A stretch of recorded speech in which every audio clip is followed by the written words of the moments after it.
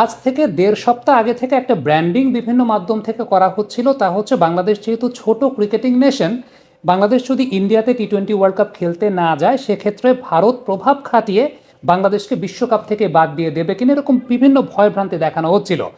এই জায়গাটা একটা অর্গানাইজেশনের প্রোটোকল কি থাকে এবং ব্যাপারটা যে এত সহজ না সেই ব্যাপারটা আমরা আপনাদের সামনে উপস্থাপন করেছিলাম। এই জায়গাটা নিয়ে আমরা আপনাদের সঙ্গে কথা বলেছিলাম এবং এটা বোঝানোর চেষ্টা করেছিলাম যে ব্যাপারটা এত সহজ না যে আপনি চাইলেই কোনো ক্রিকেটিং নেশনকে একটা বড় টুর্নামেন্ট বা আইসিসি টুর্নামেন্ট থেকে বাদ করে দিতে পারেন। এই জিনিসটা একেবারে সহজ কোনো বিষয় না।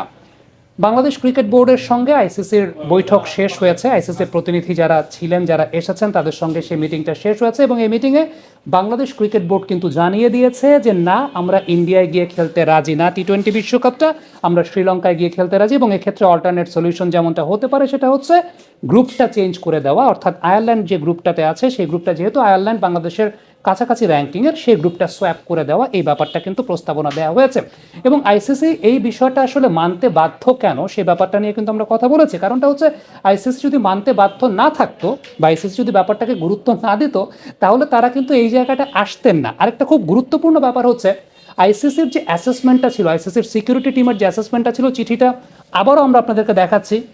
যমুনা টেলিভিশন সর্বপ্রথম ব্রেক করেছিল, এরপর অনফিল্ডের পর্দা একদম পুরো চিঠিটা আমি আপনাদেরকে পড়ে শুনেছিলাম। সেখানে কিন্তু বলা ছিল গত ডিসেম্বর মাসের অ্যাসেসমেন্টেই উঠে এসেছিল যে বাংলাদেশের জন্য ভারতে গিয়ে টি-20 ওয়ার্ল্ড কাপ খেলাটা নিরাপত্তার দিক থেকে মডারেট টু হাই রিস্কের মধ্যে পড়ে। বিশেষ করে বাংলাদেশের দর্শক যারা আছেন, সে দর্শকরা যদি বাংলাদেশের জার্সি পরে ইন্ডিয়াতে ঘোরাঘুরি করেন সেটা রিস্ক ফ্যাক্টরের জায়গা থেকে মডারেট টু হাই রিস্ক ফ্যাক্টরের মধ্যে চলে যায়। এবং পুরো চিঠিটা কিন্তু আমরা অনফিল্ডের পর্দা আপনাদেরকে পড়ে শুনিয়েছিলাম যে আইসিসির নিরাপত্তা ম্যানেজার যে চিঠিটা বাংলাদেশের নিরাপত্তা কনসালটেন্টকে পাঠিয়েছিলেন কাজী শামীম ফরহাদকে, সেই চিঠিটা দেখতে পেয়েছেন। সো আলটিমেটলি কিন্তু এই চিঠিটা, আইসিসির অ্যাসেসমেন্টের এই চিঠিটা আলোচনার মধ্যে একটা গুরুত্বপূর্ণ ফ্যাক্টর ছিল যে এই কারণে আমরা চাই না ইন্ডিয়াতে গিয়ে খেলতে। দ্বিতীয়ত একটা ব্যাপার, প্রত্যেকটা দেশের অভ্যন্তরীণ গোয়েন্দা সংস্থা থাকে। বাংলাদেশের অভ্যন্তরীণ গোয়েন্দা সংস্থা এই মুহূর্তে পারমিট করছে না বাংলাদেশকে ইন্ডিয়াতে গিয়ে টি-20 ওয়ার্ল্ড কাপ খেলার জন্য। সো কোনো দেশের হোম মিনিস্ট্রি, কোনো দেশের গোয়েন্দা সংস্থা যদি এটাকে পারমিট না করে, ICC has no right, they have no right to tell that you must play on that particular country যেখানে আপনার থ্রেট আছে বা রিস্ক আছে।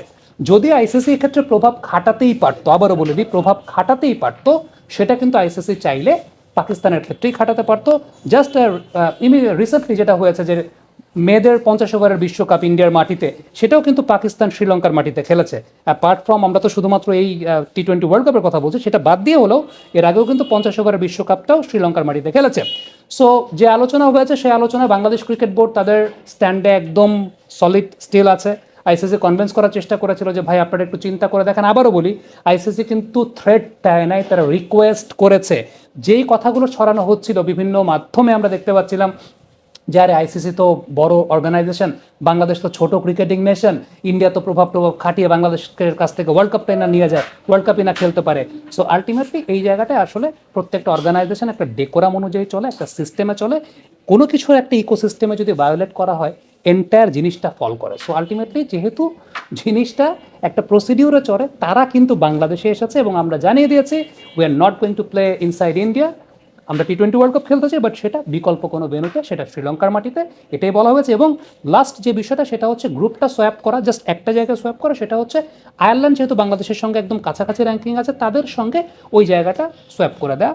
Let's hope for the best, যেটা মনে হচ্ছে এখন পর্যন্ত, যেটা এক সপ্তাহ আগে আপনাদেরকে জানিয়েছিলাম যে ব্যাপারটা অত সহজ না যে কেউ প্রভাব খাটিয়ে বাংলাদেশের পার্টিসিপেটিং রাইটসটা কেড়ে নেবে, কারণ একটা অর্গানাইজেশনের পুরো ডেকোরাম ফল করে যায় এখানে।